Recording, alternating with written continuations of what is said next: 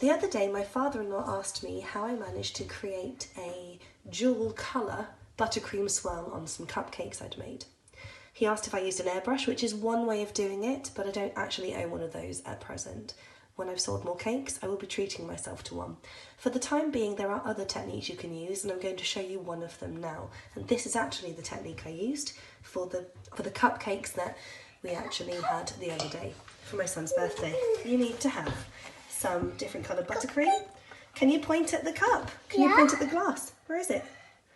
There it is, well done. You need a cup of some kind. You don't need to, you can put it into your hand, but I tend to find that when you're starting out, it's easier to have something to put the piping bag into, and also a nozzle.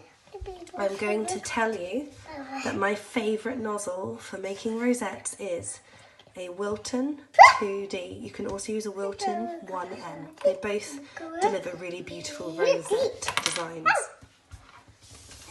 I found this out by literally trialling loads of rosettes with loads of different nozzles, and this was just my favourite. So, first of all, we need to actually put our nozzle into our piping bag. So I'm going to put it right down to the bottom. This is directly into the piping bag. You can use a coupler, but I'm not going to show you that for this tutorial. So, we then mark out roughly where that's going to be. Then you cut, hey little one, you cut here, can you see? On the tip. Discard this extra piece of plastic. I prefer to use reusable, but again for the tutorials, I think sometimes a piping bag disposable version is easier. So now we have this in place. Just make sure it's nice and secure. We are then going to place the piping bag into the cup and fold it over the edge. You can use a smaller cup, a larger cup, whatever suits you. I usually use a tablespoon, or if it's very, very small, a teaspoon, to spoon the buttercream into the bag. But for the sake of today, I'm using really old buttercream that is not edible, and I've actually used the children's old spoons, so I apologise for that. And we're going to choose two colours to swirl together. What should we choose? Which two colours should we have? Should we have blue, green, orange, or purple? What should be our first colour? Green. Green, that's a good choice. So we're going to get some green, and we're going to put that into the bag. Again, when you're more experienced, you won't need to do this. You will literally just hold the bag in your hand and do it that way. Can it put water in? No water, little one. Okay. And what other colours should we do? Which one's that? A purple. Ooh, purple. That's a really good choice. So, purple. Don't eat it. Remember, it's very old buttercream and it's not safe to eat anymore. Okay, so let's put a little bit of this in. And this is literally all you do. You just place the two colours either side of the piping bag. You can do it neatly, you can do it roughly as I have done, you can even scatter different colours to get a different rainbow effect. Okay, my dad actually called me in the middle of this tutorial and I'm using my phone, so I am now hoping that that is back in the same position. If you can see some masking tape, that's because we are painting our kitchen currently. I say we, but actually it's my sister and my brother-in-law. They are very kind and they've helped us with most of our house, but it is an ongoing project. Okay, back to this. So, again, I have just chucked this in, but you need to understand that I am trying to do this from a very awkward angle with my son next to me. I will do a proper one in future, but I thought, you know, this is something to get us started. Let's move the cup out of the way. You can play with that one now. Okay, and then you literally just push the buttercream into the bag. Push it down, twist the top, like so. And then you usually use a cupcake. This is going really well.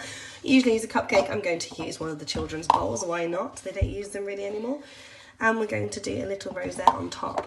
So you do this by, well, I do this by applying a little pressure into the middle, down, and then I go up a bit, and then I rotate the tip round and then just trail off.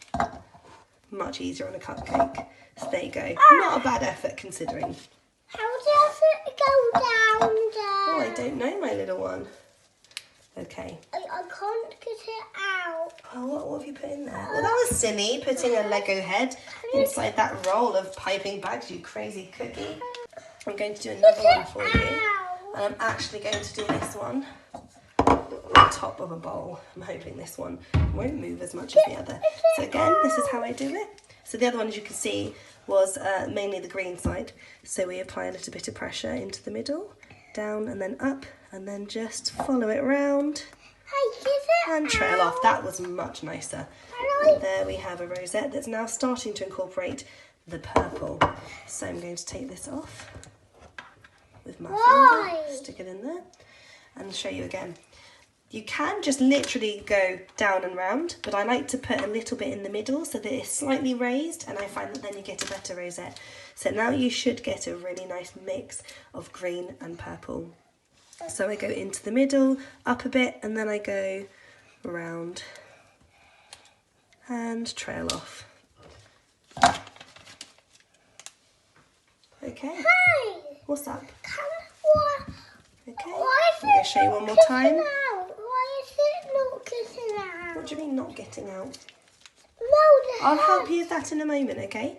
So here we go. We're going to do one more try. So we go down and then we just trail round. Why? And take it off. It's icing. And there we go. Please remember, this is really old icing. I've had to microwave it to make it usable, and so this is not really the consistency you would have for a typical decorating session. But it's just something just to demonstrate how you can do this. I will do a proper tutorial at some point as well, but there you go. So you do the same method. There's also another method where you use some cling film and you put lots of different colours in, roll the cling film, and you can do it that way as well by inserting into a piping bag.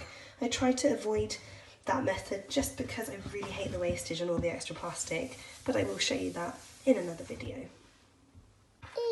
So, to do the method that I've just been talking about, you literally get a colour. No, thank you. Could you remove that Lego man, please? Thank you. You're supposed to be helping me. And you know, this is going to be a really rough one again, but let's just say that we want some green, some blue, some orange, and some purple. You place it all into the cling film, like so, but again you would do this more neatly, and then you literally fold it all over. You swirl one side. How can it get out? You cut the other side, and then you literally place this inside of your piping bag. So I'm just going to squeeze out all of my green and purple concoction into here. And then I'm going to enter. Well, this is now going to be a messy piping bag because it's already had buttercream inside it. And ideally we'd be placing it into a fresh one. But we take the one that we've just created in the cling film, place it inside the piping bag. Same rules apply. Squeeze it right down. Mama, can I put it upside down? If you want to. You crazy cat. Okay, again, please excuse the mess there. And then you might have to do this a few times to get the colour to come out. Because I've not done this in the neatest fashion, have I? But we go again, down, swirl all the way around, and off. And there we have multicoloured buttercream. And if you keep going, you'll get more of those colours coming out. That was a fast Okay, now you can see again lots of different colours. So that's a really simple example of how to make the multicoloured swirls in your buttercream.